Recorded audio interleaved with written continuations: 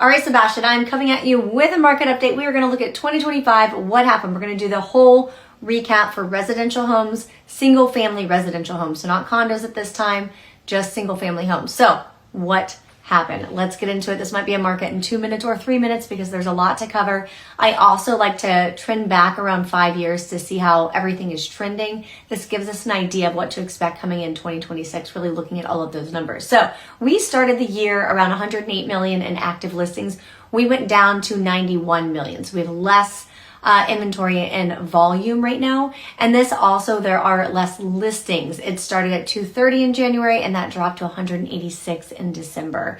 Now, let's touch on new listings. This is important. There were 715 new homes that came on the market in 2025. That's slightly less than 2024, 2023, and 2022.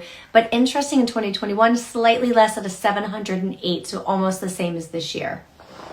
All right, so here's an important one to cover is days on market. 2025 was the highest days on market we have seen in 5 years. It was over 100, I think 104. Yeah, I have the stats right here, 104. And in 2021, just to give you something to reference, it was 65 days. So there was much higher demand. Things were flying off the shelf at that time.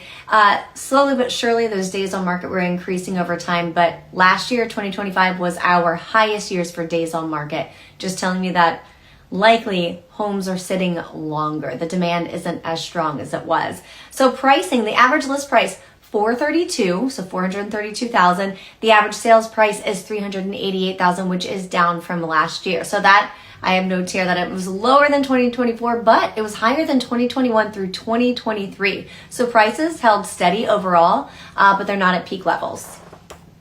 All right, so I do want to make a note because yes, values are still staying steady, but we are seeing a bigger list to sales price ratio than what we saw in previous years. I think I've talked about before, 2024 was a really strong year, and sales wise, we're actually down this year in average sales price. And also, I'm about to get to that, is the sales volume in units sold. We are down in 2025. There are only 507 homes sold in 2025, and that's the lowest number we have seen in 5 years.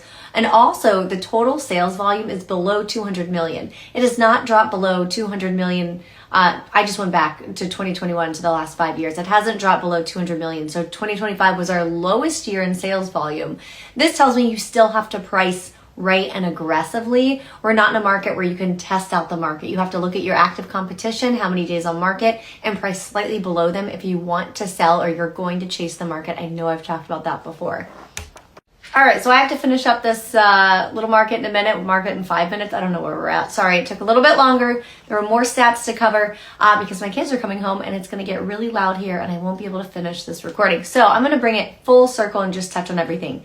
Fewer homes are selling. The total sales volume is down, but the average sales price, it's down from 2024, but it's still holding its value. So that's good news for sellers. There is a good amount of inventory and good quality inventory that I'm seeing come on the market. So buyers, there's more options out there for you, and we're not in this frenzy, so you don't have to really rush it, and you have more time to make a thoughtful decision. So I'm just gonna go with that. And with that, call me if you want to go look at property, if you just want me to put you on a search so you can see what's happening. I believe in really preparing before you're ready, so you are ready when it's time. If you're looking to list your property, I can do a custom market analysis for you as well. Have a great day. Happy New Year.